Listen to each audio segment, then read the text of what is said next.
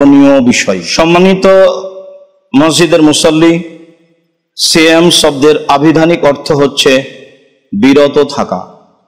শরীয়তের পরিভাষায় ফজরের পর থেকে নিয়ে সূর্য ডুবা পর্যন্ত খাওয়া ও পান করা এবং যাবতীয় অপছন্দ কথা ও কর্ম ও স্ত্রী মিলন হতে বিরত থাকার নাম সিয়াম। আমরা সাধারণত সিয়াম শব্দটি ব্যবহার করে থাকি, রোজা ব্যবহার করি না। আমরা বলে থাকি সিয়াম এবং রোজার মধ্যে পার্থক্য রয়েছে। রোজা শব্দের অর্থ হচ্ছে উপবাস থাকা, অন্য জাতীয় এই নামে উপবাস থাকে। ঠিক অনুরূপী আমরা সলাত ব্যবহার করি, নামাজ ব্যবহার করি না। সলাত শব্দের অর্থ হচ্ছে বিশেষ প্রার্থনা, আর নামাজ শব্দের অর্থ হচ্ছে উপাসনা করা। আমরা জাহান্নাম শব্দটি ব্যবহার করি, দোজক নয়।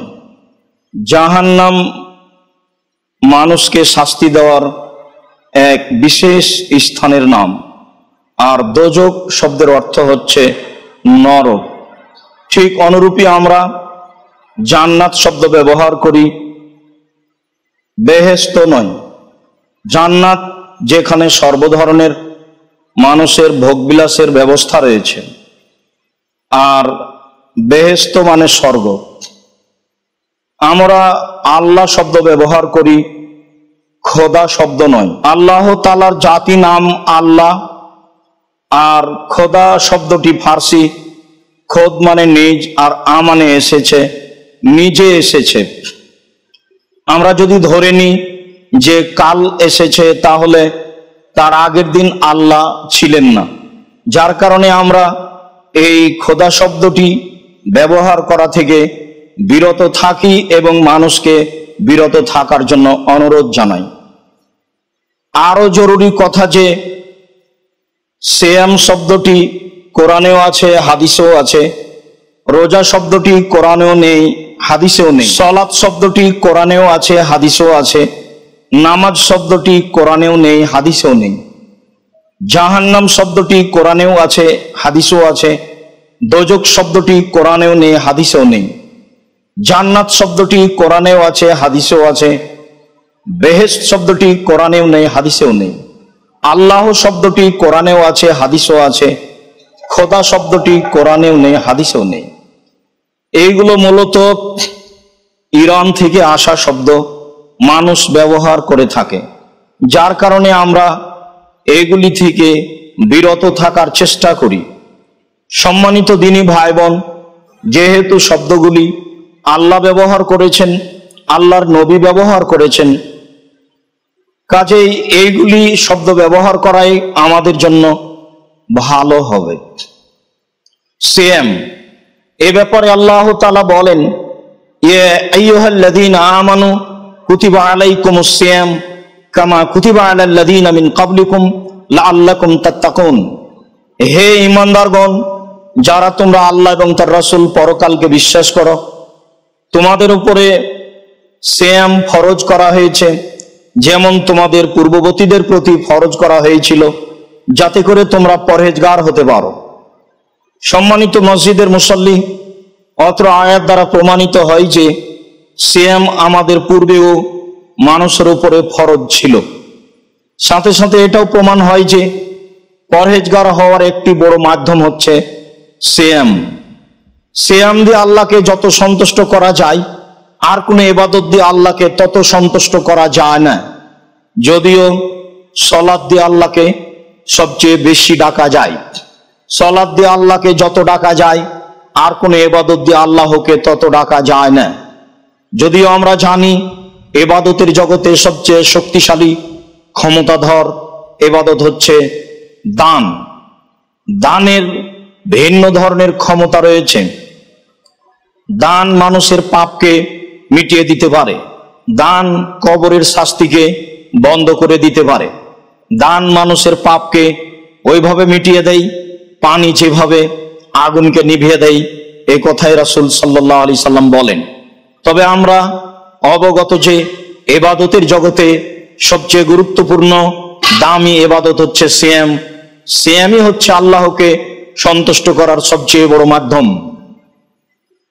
উমামা বাহিলি রাদিয়াল্লাহু তাআলা আনহু বলেন, আমি একদা রাসূল সাল্লাল্লাহু আলাইহি সাল্লামকে বললাম, মুরনি বিআমালিন, আল্লাহর নবী আপনি আমাকে একটা আমলের কথা বলেন। রাসূল সাল্লাল্লাহু আলাইহি সাল্লাম বললেন, আলাইকা বিসসাম ফাইন্নাহু লা ইদলা লাহু। উমামা, তুমি সিয়াম পালন করো, ইবাদতের জগতে সিয়ামের সমপর্যায়ের কোনো ইবাদত নেই। অত্র হাদিস দ্বারা প্রমাণিত হয় যে পৃথিবীতে আল্লাহকে সন্তুষ্ট করার জন্য যত ইবাদত রয়েছে তার চেয়ে ভিন্ন ধরনের ইবাদত হলো সিয়াম, যে ইবাদতের সমপর্যায়ের কোনো ইবাদত নেই। অত্র হাদিস দ্বারা প্রমাণিত হয় যে পৃথিবীতে এমন কোনো ইবাদত নেই যে ইবাদতকে সিয়ামের সমপর্যায়ে রাখা যায় বা বলা যায় যে এই ইবাদতটি সিয়ামের মতো।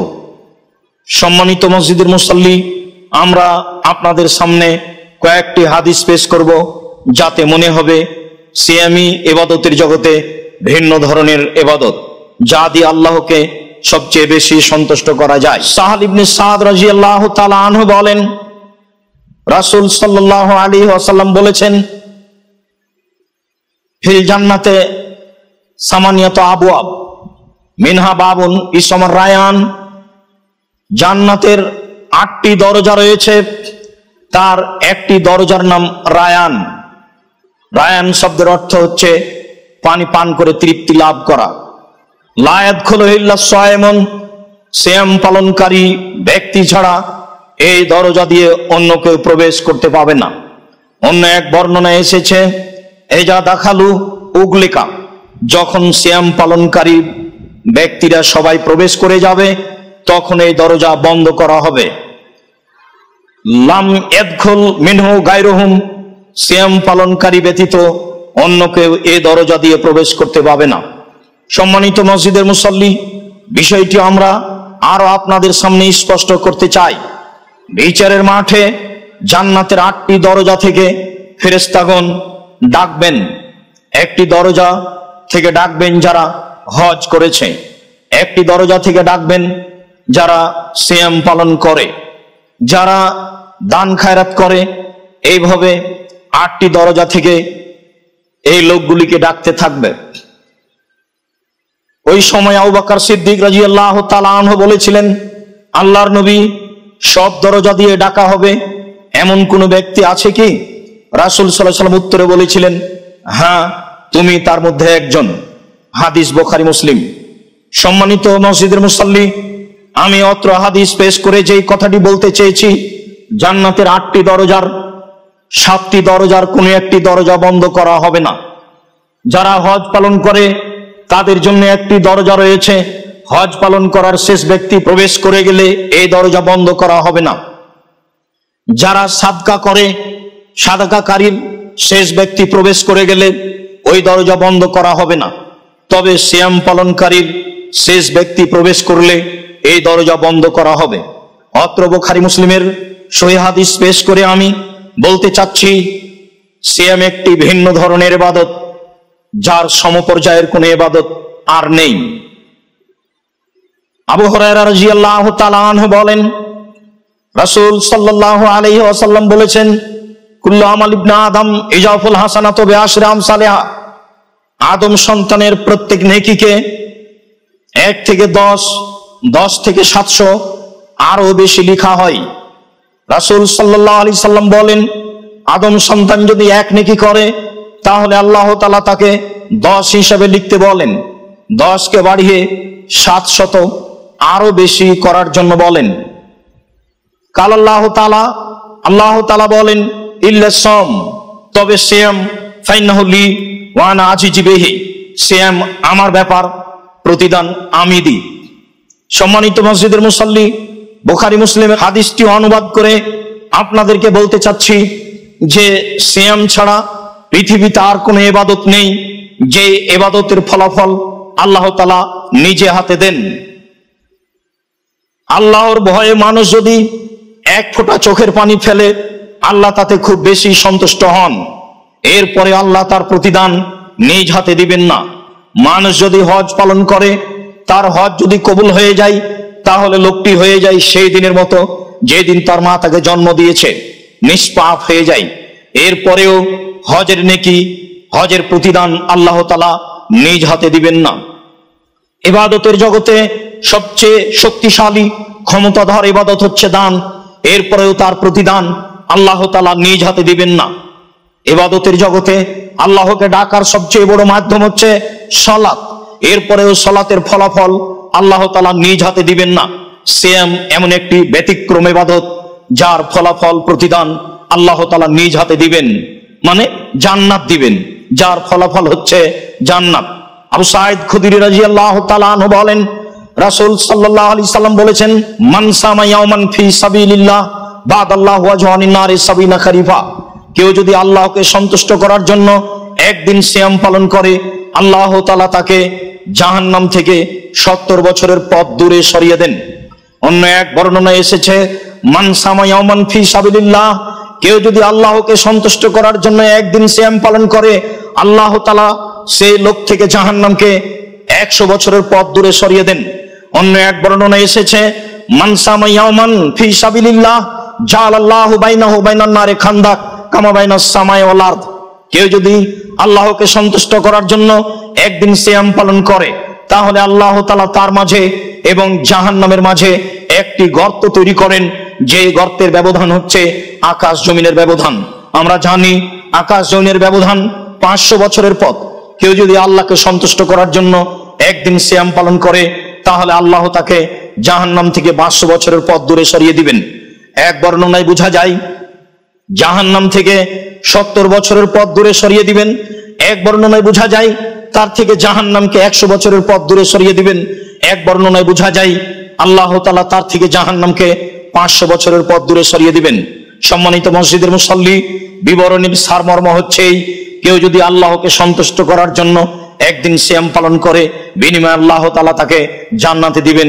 যেই কথাটা আল্লাহ তাআলা এই হাদিসে বলেছেন যে সিয়াম আমার ব্যাপার, প্রতিদান আমি দিব। অত্র হাদিসে একটি কারণ উল্লেখ করা হয়েছে। আল্লাহ তাআলা বলেন, ইয়াদাউ তামাহু ওয়া শাহওয়াতাহু মিন আজলি, এই লোকটি আমার কারণে তার খাদ্য এবং তার প্রবৃত্তিকে ত্যাগ করেছে। হাদিস বুখারী মুসলিম। সম্মানিত মসজিদের মুসল্লি, খাদ্য মানুষ সহজেই ত্যাগ করতে পারে। একটা ছেলেকেও কিছু হাতে দিয়ে খাদ্যের ব্যাপারে বিরত রাখা যায়, একজন বয়স্ক মানুষকেও খাদ্যের ব্যাপারে বলে বিরত রাখা যায়। কিন্তু প্রবৃত্তি এমন একটি ভিন্ন জিনিস যা থেকে মানুষ সাধারণভাবে সহজেই বিরত থাকতে চায় না। মানুষ সহজেই প্রবৃত্তির অনুসরণ করে, যার কারণে আবু হুরায়রা রাদিয়াল্লাহু তাআলা আনহু বলেন, রাসূল সাল্লাল্লাহু আলাইহি ওয়াসাল্লাম বলেছেন, হুজবাতুন নার বিশাহওয়াত হুজবাতুল জান্নাত বিল মাকারিহ। জাহান্নাম ঘেরা আছে মনের প্রবৃত্তি দিয়ে, আর জান্নাত ঘেরা আছে ত্যাগ তিতিক্ষা কষ্ট ক্লেশ দিয়ে। সহজে জান্নাত পাওয়া যায় না। জান্নাত পাওয়ার জন্য অনেক ত্যাগ তিতিক্ষা করা লাগে, অনেক কষ্ট স্বীকার করা লাগে।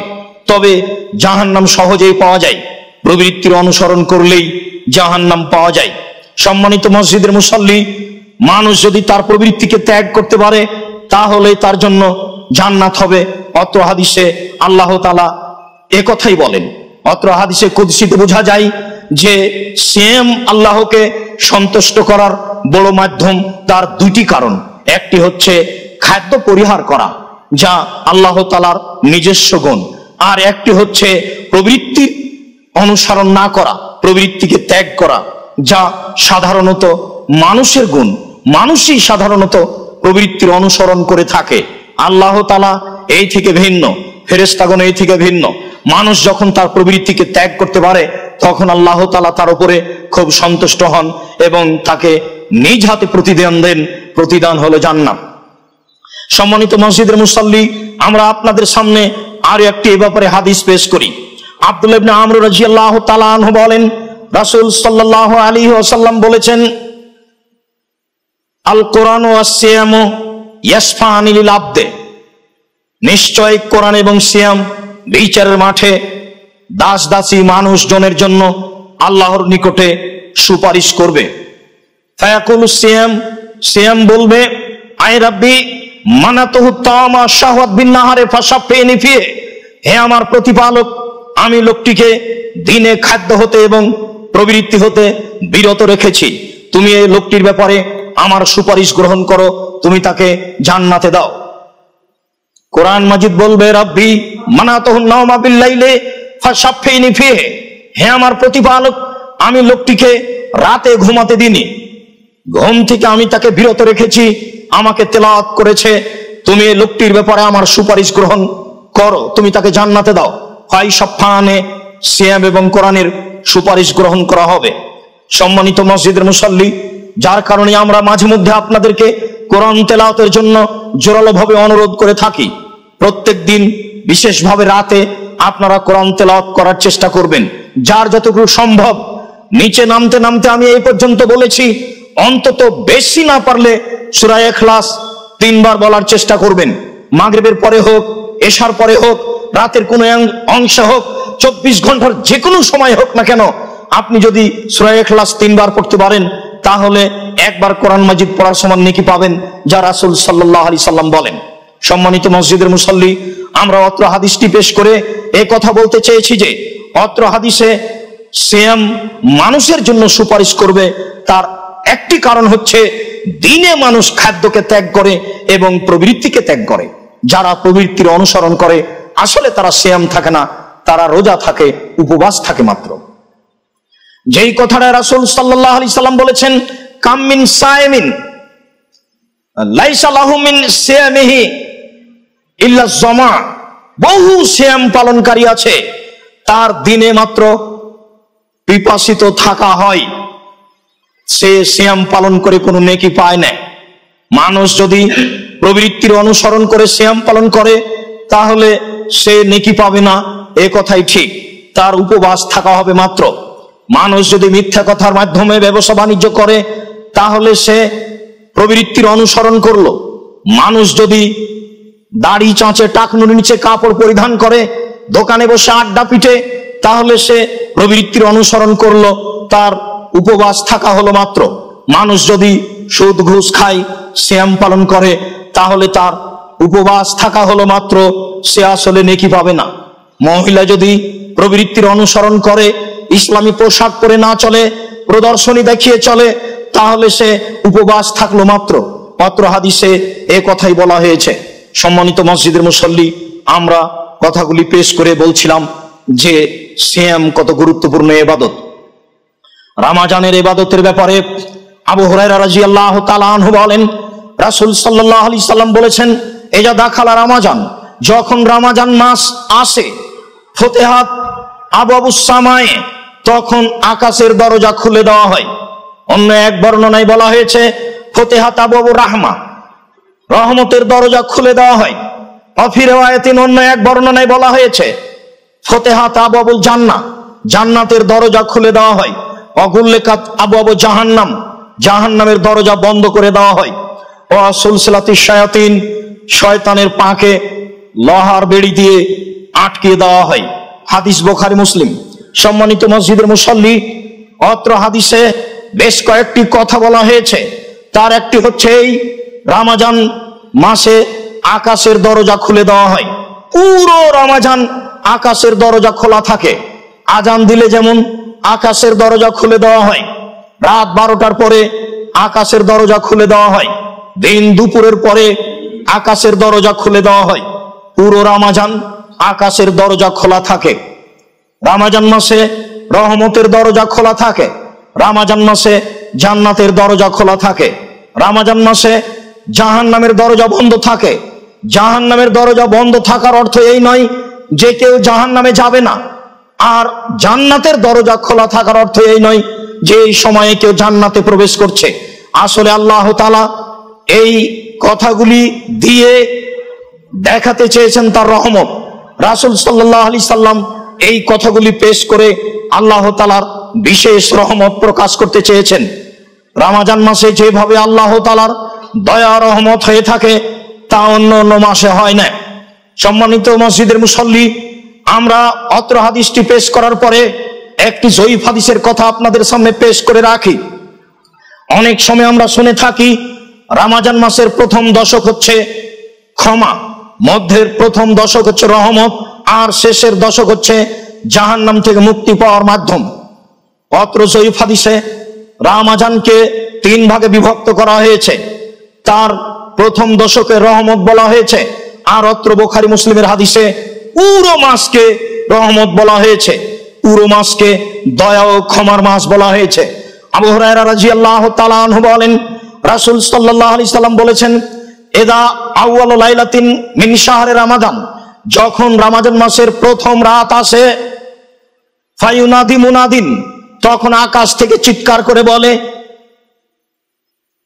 ইয়া বাগিয়া শাররে ইয়া বাগিয়াল খায়রে আকবেল, হে কল্যাণকামী তুমি সামনের দিকে আগিয়ে আসো, ইয়া বাগিয়া শাররে আকসর, হে অকল্যাণ অনিষ্টকামী তুমি পিছের দিকে সরে যাও।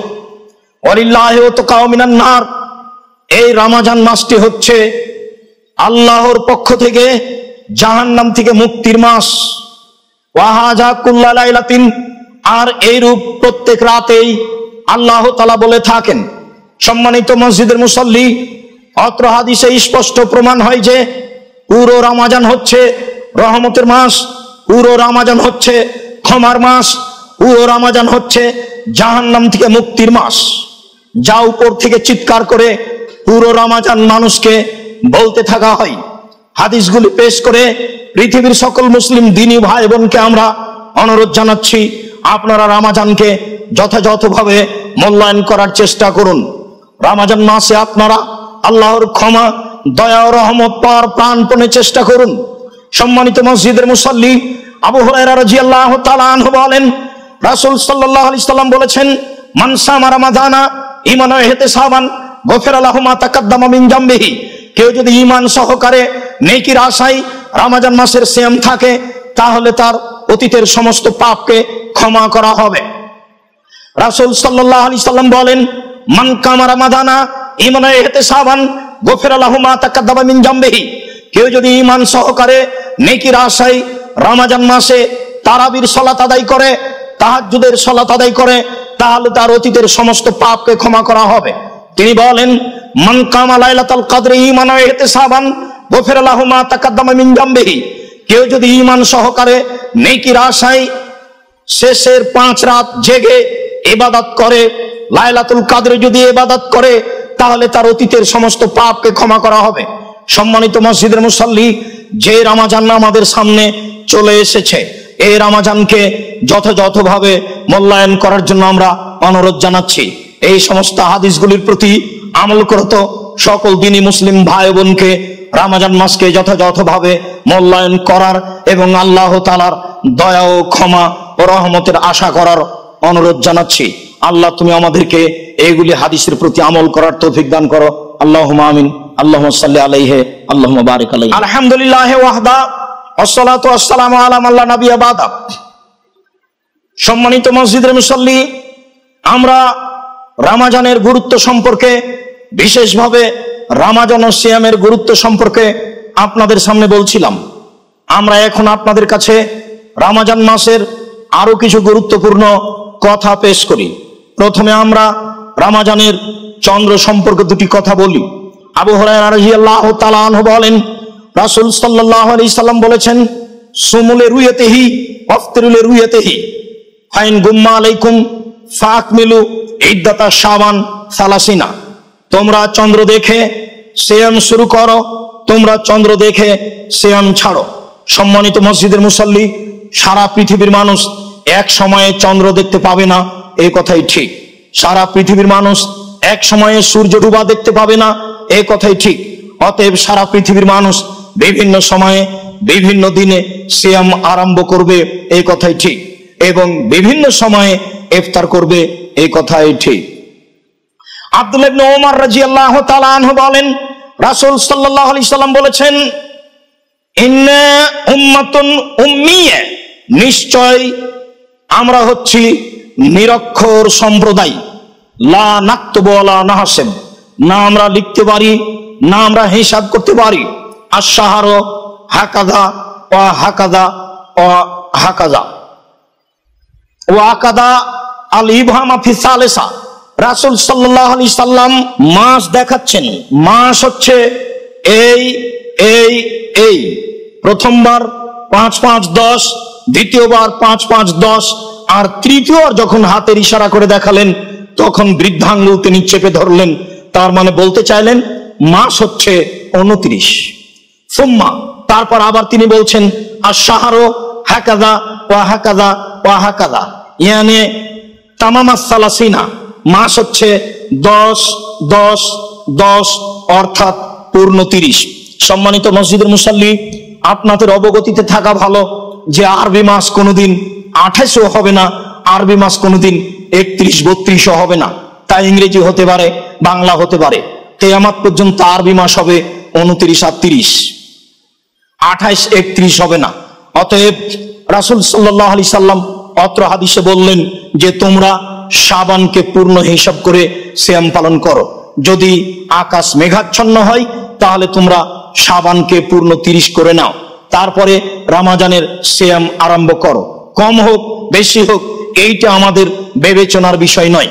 রাসূল সাল্লাল্লাহু আলাইহি সাল্লাম যেভাবে বলেছেন সেভাবে আমাদের শরীয়ত মেনে চলার চেষ্টা করতে হবে, এটাই হচ্ছে আমাদের জন্য বিবেচনার বিষয়। সম্মানিত মসজিদের মুসাল্লি, এরপরে আমরা আপনাদের সামনে সিয়াম পালন করার কিছু বিধিবিধান পেশ করি। আনাস রাদিয়াল্লাহু তাআলা আনহু বলেন, রাসূল সাল্লাল্লাহু আলাইহি সাল্লাম বলেছেন তাসাহহারু ফাইন্না ফিস সাহুর আল বারাকা, তোমরা সাহারি খাও, নিশ্চয় সাহারিতে বরকত রয়েছে। আনাস রাদিয়াল্লাহু তাআলা আনহু বলেন, রাসূল সাল্লাল্লাহু আলাইহি সাল্লাম একদা বললেন হালুম্মা ইলাল গাদাইল মুবারাক, আসো কল্যাণময় খাদ্যের দিকে আসো, মঙ্গলময় কল্যাণময় খাদ্য খাও। সম্মানিত মসজিদের মুসল্লি, অত্র দুটি হাদিস আমরা বুঝতে পারি যে সাহারিতে বরকত রয়েছে, সাহারিতে কল্যাণ রয়েছে। আমরা সম্ভবপর সাহারি খাওয়ার চেষ্টা করব।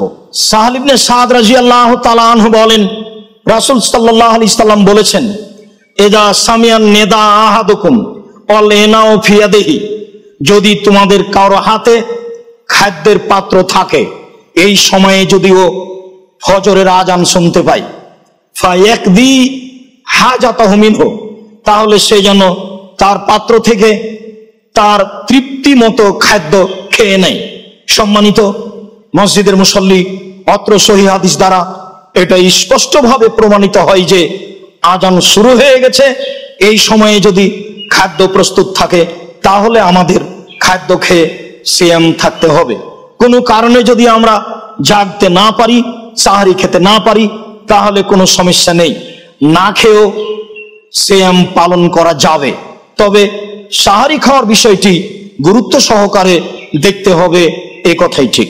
সম্মানিত মসজিদের মুসল্লি, পরের বিষয় আমরা ইফতারির বিষয়টি জোরালো ভাবে বলি। আবু হুরায়রা রাদিয়াল্লাহু তাআলা আনহু বলেন, রাসূল সাল্লাল্লাহু আলাইহি ওয়াসাল্লাম বলেছেন লা ইয়াজালুন নাস বেখাইরিন মা আজ্জালাল ফিতরা, মানুষ অতদিন পর্যন্ত কল্যাণে থাকবে যতদিন পর্যন্ত মানুষ তাড়াতাড়ি ইফতার করবে। ইন্নাল ইয়াহুদা ওয়ান নাসারা ইউআখিরুনা, নিশ্চয় ইহুদি খ্রিস্টানেরা দেরি করে ইফতার করে। হাদিস বুখারী মুসলিম, আমল করার জন্য চেষ্টা করুন। পৃথিবীর সকল দ্বীনি মুসলিম ভাই বোনকে এই বুখারী মুসলিমের সহিহ হাদিসের প্রতি আমল করার জন্য অনুরোধ জানাচ্ছি। আর সতর্কতামূলক 3 মিনিট দেরি করতে হবে, এই নোংরা নীতি পরিহার করার জন্য অনুরোধ জানাচ্ছি সকল দ্বীনি মুসলিম ভাই বোনকে। আল্লাহ তুমি সঠিক বুঝে সহিহ হাদিসের প্রতি আমাদেরকে আমল করার তৌফিক দান করো, আল্লাহুম্মা আমিন। বলছিলাম ইফতারির ব্যাপারে। আনাস রাদিয়াল্লাহু তাআলা আনহু বলেন, কানান নবী সাল্লাল্লাহু আলাইহি সাল্লাম ইফতারু কাবলা ইসাল্লিয়া আলা রতাবাতিন, রাসূল সাল্লাল্লাহু আলাইহি সাল্লাম মাগরিবের সালাতের পূর্বে তাজা খেজুর দিয়ে ইফতার করতেন। ফাইল্লাম তাকুন ফাতমাইরাতুন, যদি তাজা খেজুর না থাকতো তাহলে শুষ্ক খেজুর দিয়ে ইফতার করতেন। ফাইল্লাম তাকুন তোমাইরা, যদি তার কাছে শুষ্ক খেজুর না থাকতো হাসা হাসাওয়াতিন মিন মাইন, তাহলে কয়েক অঞ্জলি তিনি পানি পান করে নিতেন। সম্মানিত মসজিদের মুসল্লি, অত্র সহিহ হাদিস দ্বারা প্রমাণিত হয় যে মানুষের জন্য ইফতারের ব্যাপারে সুন্নাত হচ্ছে তাজা খেজুর দিয়ে ইফতার করা সুন্নাত। যদি সম্ভব না হয় তাহলে শুষ্ক খেজুর দিয়ে ইফতার করবে, যদি সম্ভব না হয় তাহলে আল্লাহ তাআলা এমন একটি, রাসূল সাল্লাল্লাহু আলাইহি সাল্লাম এমন একটি পদ্ধতির কথা বলেছেন পৃথিবীর সমস্ত মানুষের জন্য সম্ভব ও সহজ, তা হচ্ছে পানি। পৃথিবীর যত সম্মান দামি খাদ্য হোক না কেন, সেই খাদ্য দিয়ে ইফতার করা সুন্নাত হবে না। এই পদ্ধতিতেই ইফতার করতে হবে, এ কথাই ঠিক।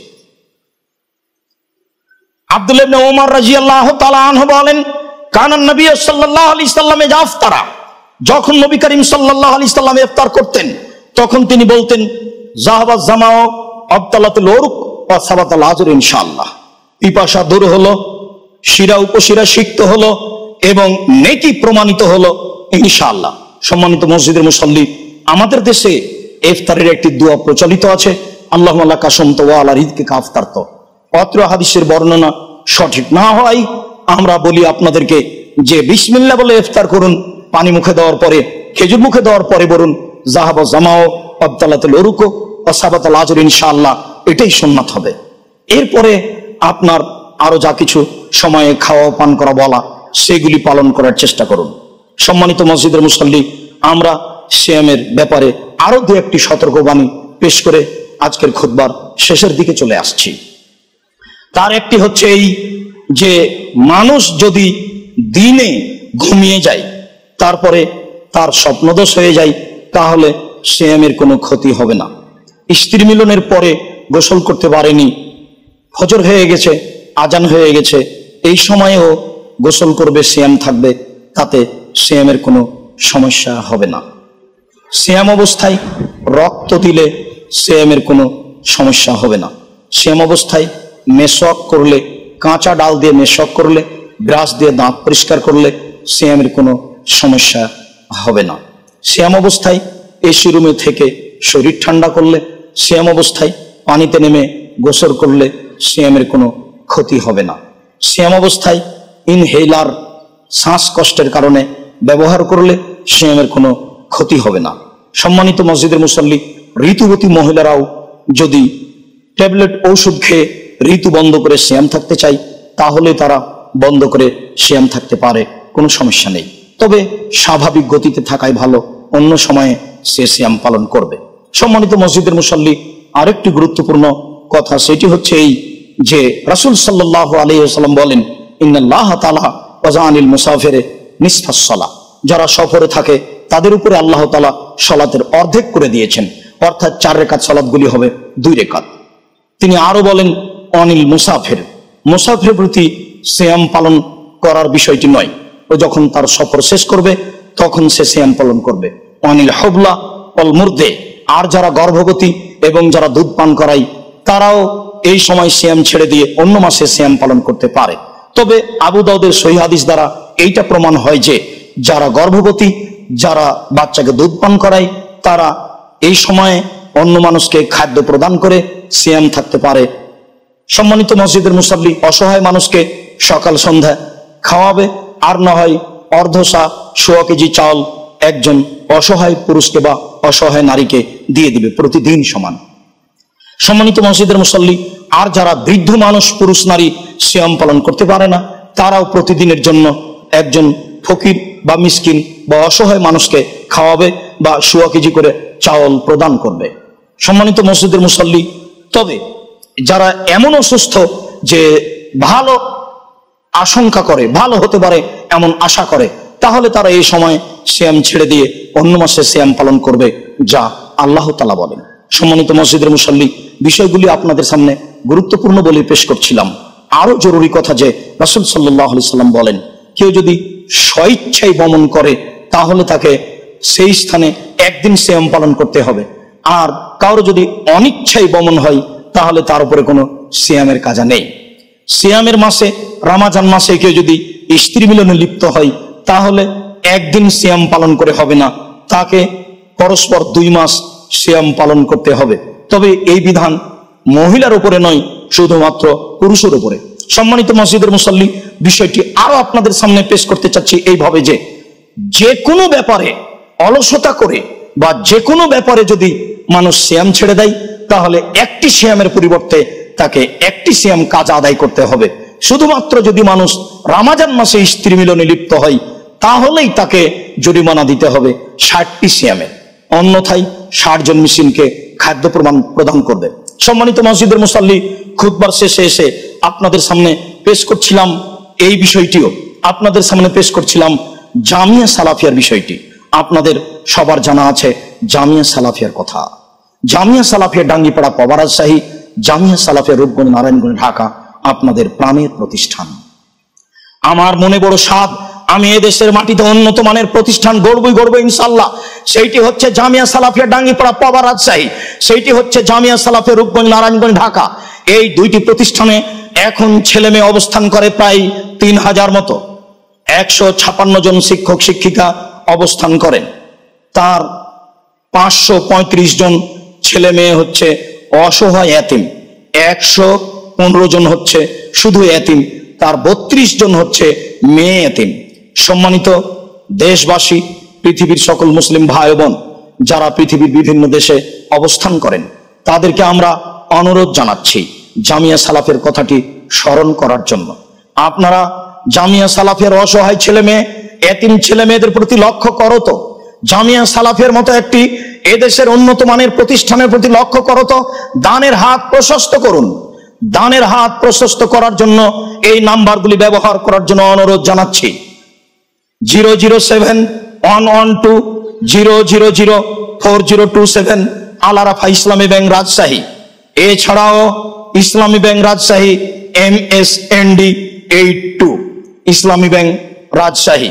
এছাড়া আপনারা জামিয়া সালাফিয়ার বিকাশ এজেন্ট নাম্বার ব্যবহার করতে পারেন 01793638180, 01793638180।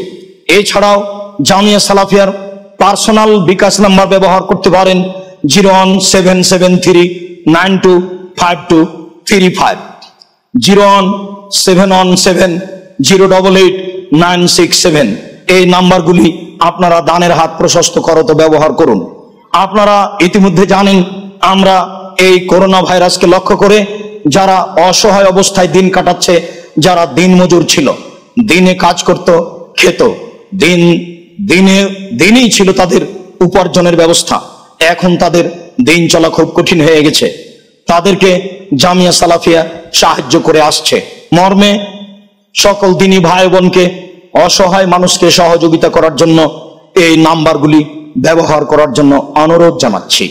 আপনারা জানেন জামিয়া সালাফিয়া ডাঙ্গিপাড়া পবা রাজশাহীর বাইতুল হামদ জামে মসজিদের কথা। বাইতুল হামদ জামে মসজিদের 2য় তলার নির্মাণের কাজ চলছে। অতএব আপনারা অসহায় এতিম পুরুষ নারীকে লক্ষ্য করে, দিন মজুরকে লক্ষ্য করে দানের হাত প্রশস্ত করুন। অত্র প্রতিষ্ঠানের যে ছেলে মেয়ে অসহায় রয়েছে, এতিম রয়েছে, তাদের প্রতি লক্ষ্য করে তো দানের হাত প্রশস্ত করুন। আমরা আপনাদের জন্য দোয়া করি, আল্লাহ আপনাদের অর্থ সম্পদে বরকত দান করুক। আপনাদের যারা মারা গেছে, আল্লাহ তাদের কবরের শাস্তি মাফ করুক। আল্লাহ আপনাদেরকে ঈমান সহকারে হেফাজতে রাখুক। সকলের জন্য এই কল্যাণ কামনা করে, এই দোয়া প্রার্থনা করে আল্লাহকে বলছি, আল্লাহ আমাদের যারা মারা গেছে তুমি তাদের কবরের শাস্তি মাফ করো। আমরা যারা অসুস্থ তুমি তাদের আরোগ্য দান করো। আমরা যারা বেঁচে আছি তুমি তাদেরকে তোমার রাসূলের পদ্ধতি অনুযায়ী চলার তৌফিক দান করো। আল্লাহ রমজান মাস আসছে, এই রমজানকে তুমি মূল্যায়ন করার তৌফিক দান করো। এই দাবি, এই দাওয়া, এই দোয়া তোমার দরবারে রেখে আজকের জুমার খুতবা এখানে শেষ করলাম। সাল্লাল্লাহু আলাইহি ওয়াসাল্লাম।